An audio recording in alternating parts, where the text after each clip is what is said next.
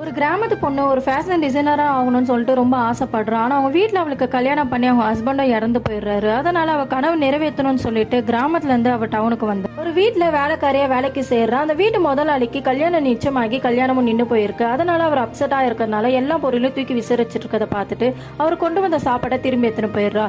மறுபடியும் அவர் நார்மல் ஆயிட்டாரா சொல்லி மத்தியானம் லஞ்ச் எடுத்துன்னு வந்து வச்சுட்டு நான் மத்தியானத்துக்கு நான் ஒரு டெய்லரிங் கிளாஸ் போயிட்டு வந்துடுறேன், நைட்டு உங்களுக்கு வந்து டின்னர் செய்கிறேன் அப்படின்னு சொல்றாரு. அவளும் சரின்னு சொல்லிடுறாரு. அந்த நேரம் பார்த்து அவர் கல்யாணத்துக்கு வந்த கிஃப்ட் எல்லாம் அவர் வீட்டுக்கு வந்தது. அதை பார்த்துட்டு மறுபடியும் அவர் அப்செட் ஆயிடுறாரு.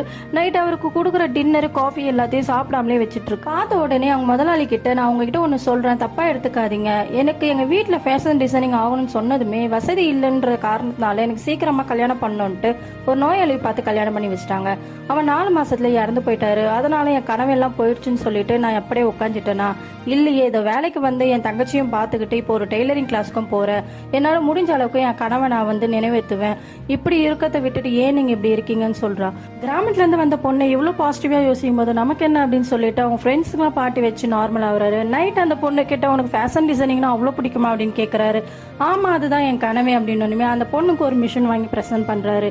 அந்த பொண்ணு அந்த மிஷின்ல ஒரு ஷர்ட் தைச்சு அவருக்கும் ப்ரெசென்ட் பண்றா. அந்த ஷர்ட்டை போட்டு அவர் ஆஃபீஸ் போறாரு. மறுநாள் அவங்க தங்கச்சிக்கு கல்யாணம் ஃபிக்ஸ் பண்ணியிருக்காங்க. ஒரு வாரம் லீவு வேணும்னு சொல்லிட்டு ஊருக்கு கிளம்பிடுறா. அவர் வேலைக்கு போயிட்டு வீட்டுக்கு வந்து பார்த்ததும் அந்த பொண்ணு இல்லாதது அவருக்கு தாங்க முடியாம மிஸ் பண்ற மாதிரி ஃபீல் ஆகுது. ஒருவேளை அந்த பொண்ணை லவ் பண்றோமோ அப்படின்னு சொல்லிட்டு அவர் யோசிக்கிறாரு.